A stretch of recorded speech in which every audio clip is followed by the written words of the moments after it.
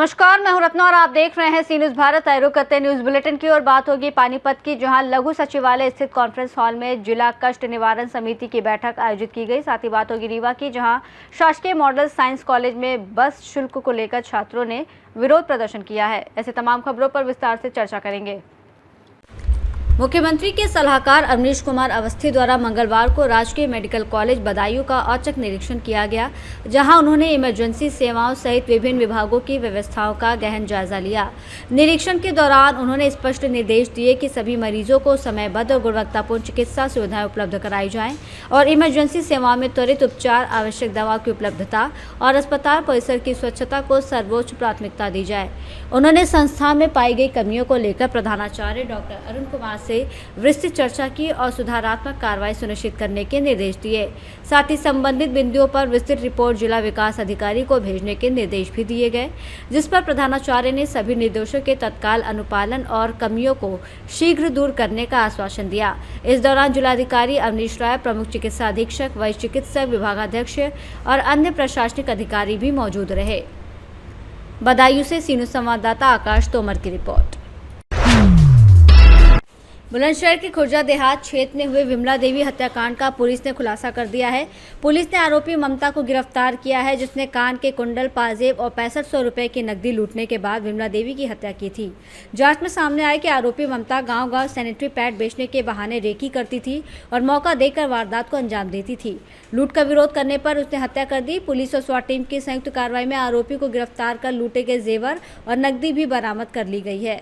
बुलंदशहर से सी न्यूज संवाददाता उमेश की रिपोर्ट।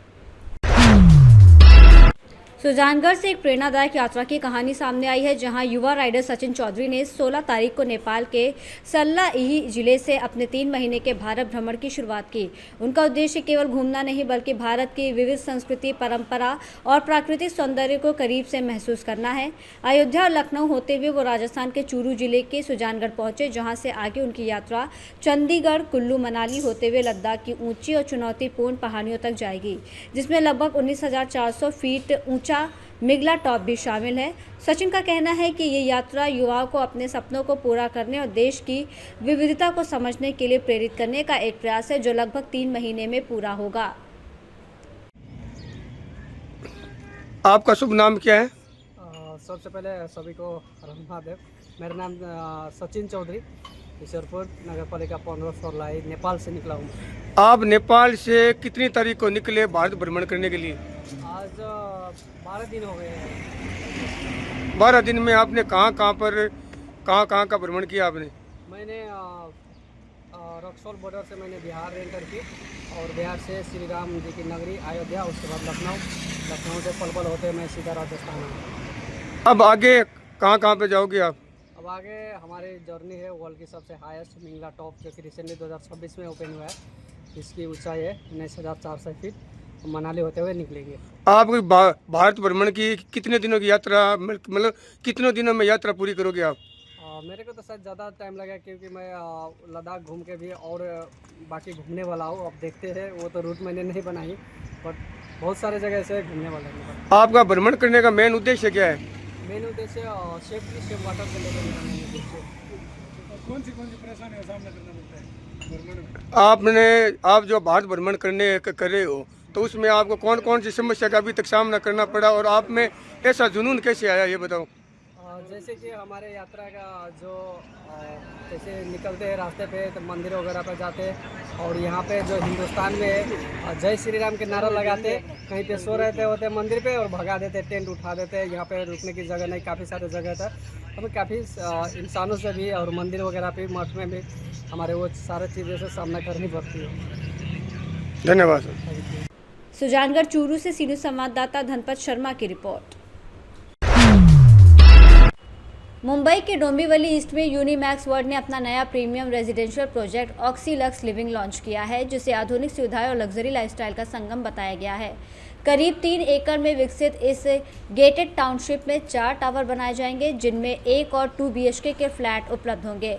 प्रोजेक्ट में 50 से अधिक सुविधाएं जैसे club house, fitness studio, jogging track, infinity pool, coworking space और बच्चों के लिए प्ले एरिया शामिल होंगे। कंपनी के संस्थापक मोहम्मद इजराइल शेख के अनुसार ये प्रोजेक्ट आधुनिक खरीदारों की ज़रूरतों को ध्यान में रखकर तैयार किया गया है, जबकि डायरेक्टर सलीम देसाई ने कहा कि डोंबिवली के तेज़ी से विकसित होते इंफ्रास्ट्रक्चर के बीच ये प्रोजेक्ट निवेशकों और घर खरीदारों के लिए लाभदायक साबित होगा। पहले तो जय महाराष्ट्र और नमस्कार सगलन। मैं इस प्रोजेक्ट के बारे में आपको हमारा ये जो प्रोजेक्ट है 3 एकड़ में है, लगभग 740 यूनिट के करीब है, रेसिडेंशियल है इसमें इस प्रोजेक्ट में। और ये कॉन्सेप्ट इसमें है मी वी अस, जैसे आप अकेले समय बिताना चाहते हैं फैमिली के साथ में, सोसाइटी के साथ में, वो है। महिलाओं को ध्यान में रखते हुए हमने यहाँ पे कोवर्किंग स्पेस रखा है, बच्चों को ध्यान में रखते हुए प्री स्कूल रखा है और बेबी सिटिंग भी रखा हुआ है। और ये प्रोजेक्ट को हमने ना पूरा जो एम्यूनिटी है अलग अलग पार्ट में मैंने बांट दिया ताकि हमेशा एक जगह पे भीड़ ना रहे, आप लोग को मतलब ये स्पेसियस ये प्रोजेक्ट दिखे। ये प्रोजेक्ट को हमने ग्रीन बिल्डिंग में अप्रूव कराया हुआ है, IGBC गोल्ड सर्टिफिकेट के साथ ये बिल्डिंग हमने रखी हुई है। एंड 27 माले का 2 टावर है, एक 28 माले का, एक 19 माले का। ये यूनिमैक्स का पहला प्रोजेक्ट है जो डोंबिवली में चालू होने जा रहा है, with the blessing of God, with the blessing of my family and with the blessing of everybody जो हमारे वेल विशर है। हम यहाँ पे काफी बड़ा काम करने जाने वाले हैं। मैं बताता हूँ, देखिए कोई भी चीज़ अभी जो जियोपॉलिटिकल जो युद्ध दुनिया भर में चल रहा है, जिसके कारण लॉजिस्टिक्स सबसे बड़ा सफ़र करता है, क्योंकि जो युद्ध चल रहा है गल्फ कंट्री है, ईरान है, दुबई, ये सब चीज़ों में ऑयल में फ़र्क आता है। जब तेल महंगा होता है तो आपका भाड़ा, किराया, सभी चीज़ महंगी हो जाती है। तो इवेंचुअली जो वेंडर्स हैं, कॉन्ट्रैक्टर हैं, सप्लायर हैं, उनको भी चीज़ महंगी लगने लग जाती है। तो वो लोग ने ऑलरेडी लेटर भेजना चालू कर दिया है। मिनिमम 5 to 10% का कॉस्ट बढ़ रहा है, but at the same time मैं इसको थोड़ा उस ढंग से भी देखता हूँ। जो लोग मिडिल ईस्ट में इन्वेस्ट कर रहे थे वो हमारी तरफ अपने देश में इन्वेस्ट करना चालू ज़्यादा कर दिया है जो पहले हो रहा था। तो मैं इसको दोनों तरफ से देखता हूँ, बट मैं युद्ध का सपोर्ट नहीं करता हूँ। बट नुकसान भी है, फ़ायदा भी है, लेकिन फ़ायदा से ज़्यादा मैं चाहता हूँ युद्ध रुकना चाहिए, क्योंकि कोई भी कंडीशन में लोगों की जान जाती है, वो किसी को एक्सेप्ट नहीं होती ना। हम महंगाई बढ़ रही है तो उसका इम्पैक्ट आपके प्रोजेक्ट पे हो सकता है क्या? सर अभी तक जो हमने फैक्टर, अभी हमारा प्रोजेक्ट चालू होने जा रहा है, मेरा प्रोजेक्ट हाफ कंप्लीट हुआ रहता तो शायद मुझे ज़्यादा सोचना पड़ता था। अभी चालू होने जा रहा है तो इतना इम्पैक्ट नहीं पड़ेगा, हम प्राइस में इसको एब्जॉर्ब कर लेंगे फिलहाल। डोंबिवली से सीनू संवाददाता दीपक मौर्य की रिपोर्ट। सीनूज भारत के संवाददाता निशांत कौड़ा द्वारा क्षेत्र में फैली गंदगी और लोगों की परेशानी का मुद्दा प्रमुखता से उठाए जाने के बाद इसकी जानकारी नगर निगम तक पहुंची, जिसके बाद मामला विधायक राणा गुरजीत सिंह तक गया। उन्होंने जनता की समस्या को गंभीरता से लेते हुए तुरंत अपने स्तर पर सफाई कर्मचारियों और मशीनों को भेजकर पूरे क्षेत्र की सफाई करवाई। इस कार्रवाई से इलाके में राहत मिली और लोगों ने भी इस पहल की सराहना की। ये कार्य जनहित और सेवा भावना के तहत किया गया बताया गया है, जिसे सक्रिय और त्वरित प्रतिक्रिया के रूप में देखा जा रहा है। कपूरथला से सीनू संवाददाता निशांत कौड़ा की रिपोर्ट। पानीपत में 28 अप्रैल को लघु सचिवालय स्थित कॉन्फ्रेंस हॉल में सुबह 11 बजे जिला कष्ट निवारण समिति की बैठक आयोजित की गई, जिसमें विभिन्न विभागों से संबंधित शिकायतों पर सुनवाई करते हुए अधिकारियों को आवश्यक दिशा निर्देश दिए गए। बैठक के दौरान सेक्टर 38-39 क्षेत्र में सीवरेज लाइन की लंबे समय से चली आ रही समस्या का मुद्दा प्रमुखता से उठा, जहां शिकायतकर्ता ने विभागीय लापरवाही का आरोप लगाया। इस पर अधिकारियों ने संबंधित विभाग को जल्द समाधान के निर्देश दिए और स्पष्ट किया कि जन समस्याओं के निस्तारण में किसी भी तरह की लापरवाही बर्दाश्त नहीं की जाएगी। इसके साथ ही समिति ने सभी विभागों को लंबित मामलों का समयबद्ध निपटारा सुनिश्चित करने के निर्देश दिए ताकि आम जनता को राहत मिल सके। शायद लंबा इंटरव्यू तो मैं कर सकता हूँ, विद आंकड़ा आपको दे सकता हूँ। ये सभी प्रेस वाले लोग बैठे हैं, सभी को जल्दी है। यदि आप देखिए पूरे देश के अंदर कहीं तो भगवान वाल्मीकि के नाम पे आंगनवाड़ी भी नहीं है। बैठल के अंदर हमने भगवान वाल्मीकि के नाम की यूनिवर्सिटी बनाई, संत शिरोमणि रविदास जी के नाम पर फतेहाबाद के अंदर मेडिकल कॉलेज बनाया, और मुख्यमंत्री आवास का नाम भी संत कबीर को रख दिया। अम्बेडकर जी के नाम पे यूनिवर्सिटी बनाई, कौशल यूनिवर्सिटी विश्वकर्मा जी के नाम पे बनाई। इसी प्रकार से धन्ना भगत जी के नाम पर धनौरी में कॉलेज बनाया। इसी प्रकार से अग्रसेन जी पर सभी समाज के संतों महापुरुषों के नाम पर हमने इस प्रकार की शिक्षा संस्थान या इंस्टीट्यूट का नाम रखने का काम किया, ताकि सभी को इस सरकार के अंदर और इस समाज के अंदर बराबरी का एहसास हो सके। आपके पास कोई केस है तो बता दो ना सर। मेयर सिंह को एजेंडा आइटम थी हमारी इस कमेटी में, जिसमें से 2 प्राणी थी, और 3 नहीं थी। 5 को हमने डिस्पोज ऑफ किया है, 7 अभी पेंडिंग है और उन पर भी कमेटी हमने बना दी है। अगले महीने इलेक्शन से पहले उन सभी की रिपोर्ट तय करके उसको न्याय देने का काम करेंगे। और पहले बहुत ज़्यादा शिकायतें थी उनको प्रशासन की चौकसी के कारण और यहाँ की जनता पार्टी की टीम के कारण उन शिकायतों में अब अंकुश लगा है। अब आंकड़ा 12 पे आ गया। प्रयास करेंगे कि लोगों की शिकायतों का हम निराकरण जल्दी जल्दी कर सकें और लोगों को जिस प्रकार की शासन और प्रशासन से उम्मीद होती है उस पर हम खड़ा कर सकें। और कुछ शिकायतें ऐसी हैं जो टेक्निकल चीज़ें उलझी हुई हैं, उनको भी हमने सुलझाने के लिए आज हमारे कमिश्नर नगर निगम के निर्देशानुसार और डीसी साहब के निर्देशानुसार विवेक चौधरी जी को जिम्मेवारी दी है। जितने भी ये हाउसिंग के या कॉलोनीज के मैटर हैं उनको वो देखेंगे, उनका निपटान भी करेंगे।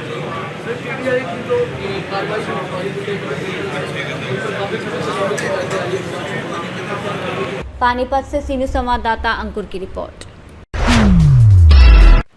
नरसिंहगढ़ राजगढ़ में कांग्रेस की किसान न्याय यात्रा के तहत सैकड़ों ट्रैक्टरों के साथ विशाल रैली निकाली गई।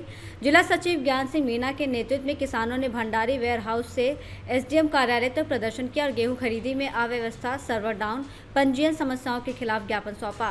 किसानों ने खरीदी प्रक्रिया में पारदर्शिता और समय पर भुगतान की मांग की। नेताओं ने चेतावनी दी कि यदि जल्द सुधार नहीं हुआ तो आंदोलन और तेज किया जाएगा। किसानों के समर्थन में आकर जो किसानों को परेशानी हो रही है उसके बारे में ज्ञापन दिया है, ट्रैक्टर रैली निकाली है, क्या कहना है इसके बारे में? देखिए, हमें कोई शौक नहीं है कि हम प्रदर्शन करें, लेकिन आज जब हमें महसूस हुआ कि किसान वास्तव में परेशान है, जब किसान परेशान है तो पीड़ा होती है। ये हमारी पीड़ा है, ये कांग्रेस पार्टी की पीड़ा है, किसानों की पीड़ा है। इस पीड़ा को इस सरकार को दिखाने के लिए हम सभी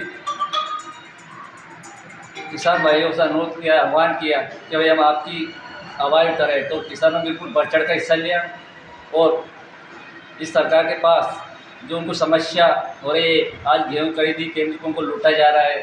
गेहूँ खरीदी केंद्र दिन रात किसान पड़ा रहता है, लेकिन ना तो कोई सलाड बुक हो रहा है, न उनकी गेहूँ की तुलाई हो रही है। नरवाई के नाम पर उनको ऊपर केस बनाए जा रहे हैं, सरवर के नाम पर उनको परेशान किया जा रहा है। वो सरकार कहती है कि हम सभी किसानों को गेहूँ खरीदेंगे, लेकिन आज ये स्थिति पूरे प्रदेश में, अगर ये मोहन यादव जी और इनके मंत्री इंदर सिंह सक्सेना अगर जो कहते हैं कि हमने 10 से 20% किसानों को गेहूँ खरीद लिया है, तो मैं गारंटी लेता हूँ ये झूठे साबित होंगे। लगातार नरवाई के भी मामले यहाँ पर, जैसा आपने बोला, नरवाई के मामले में भी जो प्रशासनिक अधिकारी हैं वो किसानों के ऊपर झूठे प्रकरण बना रहे हैं और उनको झूठे जो नोटिस हैं वो थमा रहे हैं। इससे किसान काफ़ी परेशान हो रहा है। काफ़ी परेशान हो किसान, आपको सीखे किसान आज सुन रहा है, लेकिन 2028 में किसान इस सरकार को जवाब देगा। बिल्कुल आज किसान बिल्कुल आक्रोशित है, बिल्कुल बेगुनाह किसानों पर केस बनाए जा रहे हैं। जिनको सैटेलाइट सर्वे से नरवाई तो दिख जाती है, लेकिन इन किसानों के जो ओले में फसल नष्ट हो जाती है, बाढ़ में भेज जाती है, वो सैटेलाइट सर्वे कब जाता है इनका? किसान सब समझ रहा है और समय पर इनको जवाब देगा। आज भी हमने प्रदर्शन के दौरान देखा कि कुछ किसानों के जो ट्रैक्टर खड़े हुए थे, ना तो वहाँ पानी की समस्या थी, ना वहाँ धूप से बचने की कोई व्यवस्था थी। तो इसके बारे में क्या कहना है? बिल्कुल अव्यवस्था है, बिल्कुल जग जाहिर है अव्यवस्था है। किसान परेशान है, क्योंकि आज 40-45 डिग्री तापमान में किसान बिल्कुल ट्रैक्टर परेशान है, ट्रालियों में परेशाान है।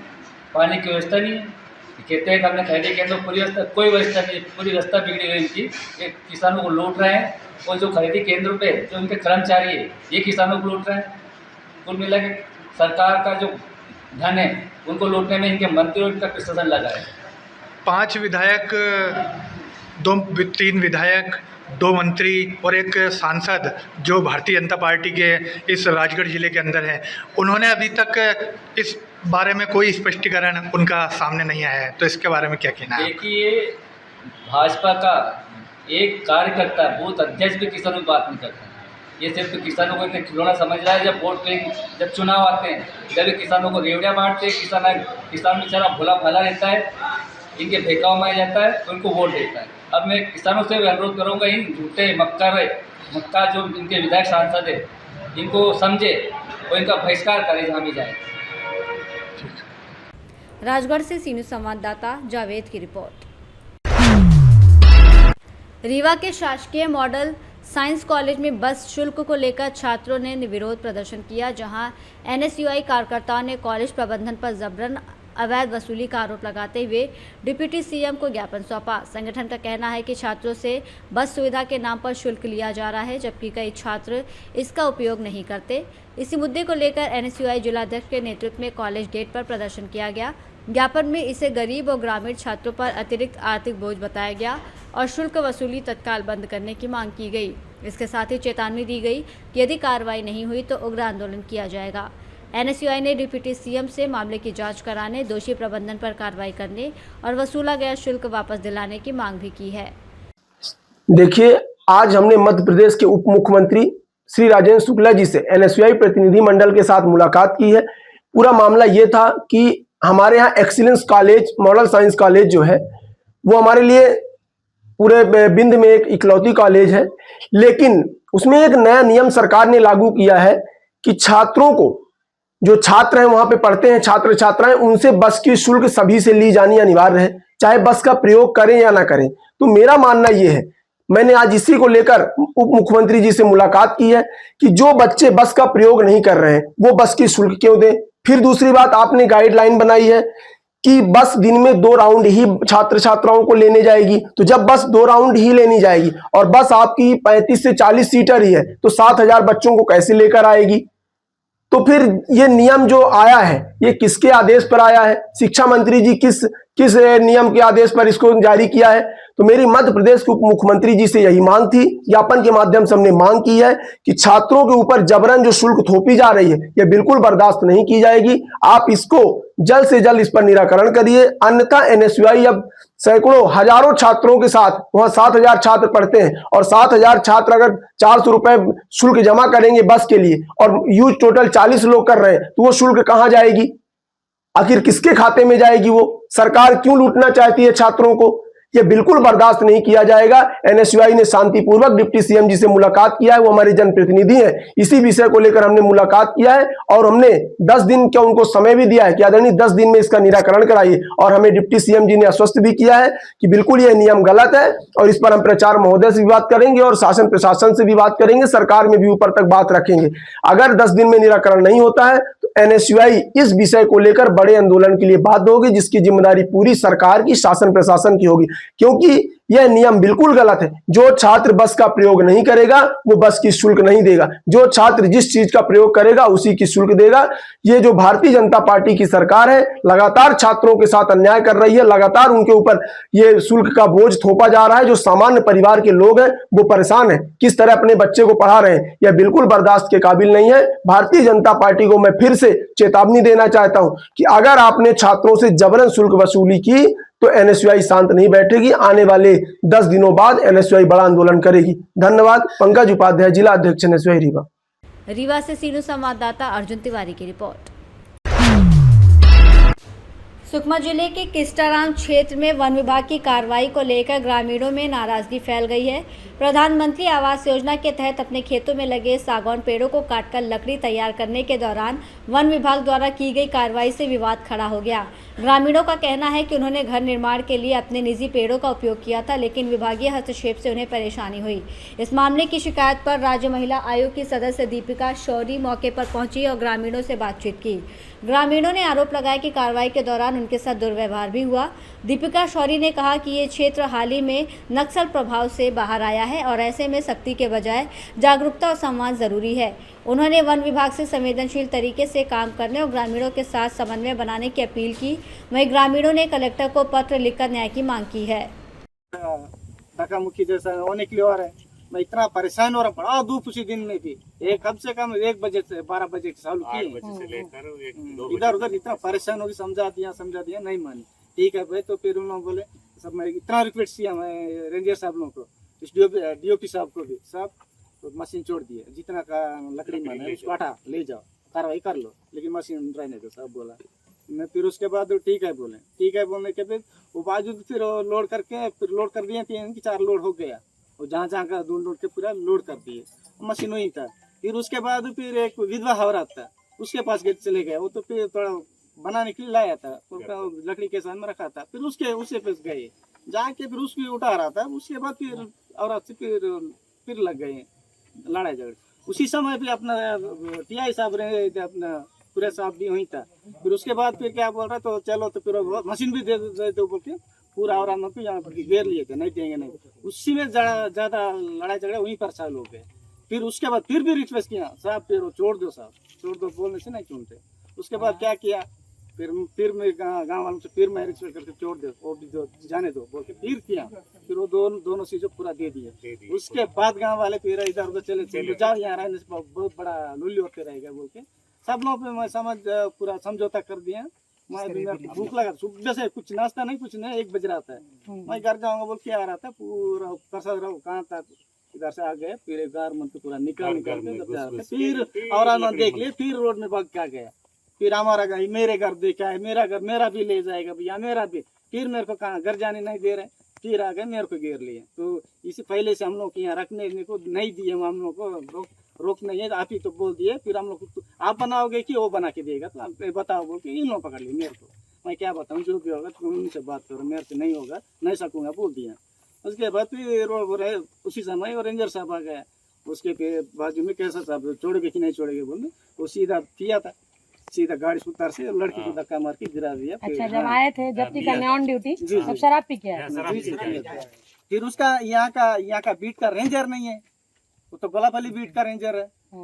फिर यहाँ वाले को मैं पूरे लोग यहाँ का फॉरेस्ट वाले को रेंजर को पूछ रहा हूँ, और यहाँ गार्ड लोगों को सबको पूछ रहा हूँ, इसको कम से कम आप लोग ये आने जाना रोज ही चल रहा है, मेरे से मिलते जा रहा है। उसको सरपंच तो हटा बोलने से मैं हटा देता हूँ, कुछ भी करो बोलने से कुछ भी कर देता हूँ मैं। फिर इतना काम इतना बदमाश क्यों कर रहे, इतना लोली क्यों कर रहे बोलते, मैं एक उससे बहुत भड़काया, मेरे को गुस्सा लग गया। उसके बाद फिर अपना फिर उसके बाद ये लड़की को मारा, तो तब उसके बाद हाथ लगाई। सही बात। सुकमा से सीनू संवाददाता चंद्रशेखर साहू की रिपोर्ट। झांसी के बबीना निवासी विवेक यादव पुत्र चंदन सिंह के द्वारा अलग अलग वेबसाइट पर ऑनलाइन सट्टा खिलाया जा रहा था, जिसमें मुखबिर की सूचना पर पुलिस टीम के द्वारा छापेमारी कर गिरफ्तार कर उनके पास से एक तमंचा, कारतूस, मोबाइल और रुपए नकद बरामद किए गए। पूछताछ पर अलग अलग 13 बैंक खातों में 25 लाख रुपए धनराशि फ्रीज कराया, जिनमें वांछित सत्येंद्र यादव पुत्र मुन्नालाल, धर्मेंद्र साहू पुत्र वृंदावन, हर्ष पुत्र अज्ञात, निशांत यादव, अरुण यादव पुत्र अज्ञात, अंकित पुत्र आज़ाद सिंह, कुलदीप दिवाकर पुत्र रोशनलाल, नीलेश यादव पुत्र आज़ाद सिंह की गिरफ्तारी के लिए पुलिस टीम गठित की गई। जनपद झांसी थाना नवाबाद में क्षेत्र में एक सुबह एक मुठभेड़ में हम लोगों ने एक अभियुक्त को गिरफ्तार कर लिया है। इनका नाम है विवेक यादव पुत्र चंदन सिंह। ये निवासी डुबकी थाना बबीना झांसी के हैं। जब इनसे पूछताछ की गई, इनके मौके से इनके यहाँ से एक 315 बोर तमंचा, एक जिंदा कारतूस और एक खोखा कारतूस बरामद कर लिया। जमा तलीसुर में 22,000 रुपये भी हम लोगों ने बरामद कर लिया है। जब इनसे पूछताछ की गई है तो ये अलग अलग वेबसाइट संचालन करते हुए सट्टा कराता था, जैसे BKT99, Wanky12.com, Max24.com। एक आईडी इनका है विवेक जी, DLF99.com, X99.com, Touch99.com। ये सभी से ये संचालन करता था। इन सभी वेबसाइट से जब हम लोगों ने चेक किया है, करीब 1,56,429 कॉइन्स हम लोगों ने बरामद किया है। इनके करीब 13 अकाउंट्स हम लोगों ने चिन्हित कर लिया है, जिसमें से लगभग 25 लाख रुपए फ्रीज कराया जा रहा है। और इनके जो अचल संपत्ति करीब 70 लाख रुपए के संपत्ति हम लोगों ने चिन्हित कर लिया है। नियमानुसार इनके खिलाफ जो गैंगस्टर एवं संपत्ति कुर्की करने का प्रोसेस है, नियमानुसार किया जाएगा और आपको अवगत भी कराया जाएगा। इसके अलावा इनसे जब पूछताछ की गई है तो अलग अलग नाम जो ये संगठित अपराध एक गिरोह बनाकर लंबे समय से चला रहे थे, उनका नाम भी प्रकाश में आया। जैसे सत्येंद्र यादव पुत्र मुन्नालाल, भगवंतपुरा थाना सदर बाजार, धर्मेंद्र साहू पुत्र वृंदावन साहू थाना प्रेमनगर, हर्ष साहू पुत्र अज्ञात बनारस, निशांत यादव उर्फ रोलेक्स दतिया मध्य प्रदेश, अरुण यादव पुत्र अज्ञात निवासी दतिया मध्य प्रदेश, अंकित यादव पुत्र आजाद सिंह थाना बबीना, नीलेश यादव पुत्र आजाद सिंह थाना बबीना, कुलदीप दिवाकर पुत्र रोशनलाल थाना बबीना, ये सबके नाम भी प्रकाश में आए हैं। और जितने भी ऐसे लोग जो एक संगठित एक गिरोह बनाकर संगठित अपराध में सम्मिलित होते हैं, हम किसी भी स्तर के हो, हम किसी को भी नहीं छोड़ेंगे और इनके खिलाफ तगड़ा मतलब कड़ी से कड़ी कार्रवाई की जाएगी। जैसे गैंगस्टर ऑलरेडी कुछ लोगों के ऊपर प्रचलित है और इसको लगातार हम लोग प्रचलित रखेंगे और इन्होंने जो भी चल अचल संपत्ति ऐसे अपराधों में संलिप्तता से अपने मतलब ये संपत्ति उन्होंने प्राप्त किया है वो सब भी कुर्की किया जाएगा। जो भी आपने बताया कई आईडी बनाई थी, क्या इनके संपर्क देश से बाहर भी चले? फिलहाल अभी तो ये इन्हीं से पूछताछ चल रही है। जो भी नाम हमारे सामने आया है ये इनके खिलाफ जब हम टीम अलग अलग टीम्स बनाकर जब करेंगे, जो भी विषय सामने आएंगे जहाँ पे भी उनको पकड़ने का कोशिश भी किया जाएगा और 100% उनको हम पकड़ भी लेंगे। और मेरे तरफ से जो टीम जो सराहनीय कार्य हमारे टीम ने थाना नवाबाद एसओजी टीम और हमारे जो एएसपी प्रशिक्षणाधीन इस समय पे जो एसएचओ वुल्लन विनय IPS, इन सबको हम बधाई देते हैं और मेरे तरफ से इनको 25,000 इनाम भी घोषित किया जाता है। झांसी मऊरानीपुर से सीनियर संवाददाता चंदू रायन की रिपोर्ट। बुलेटिन में फिलहाल इतना ही। देश और दुनिया की तमाम बड़ी खबरों के लिए देखते रहिए सी न्यूज़ भारत।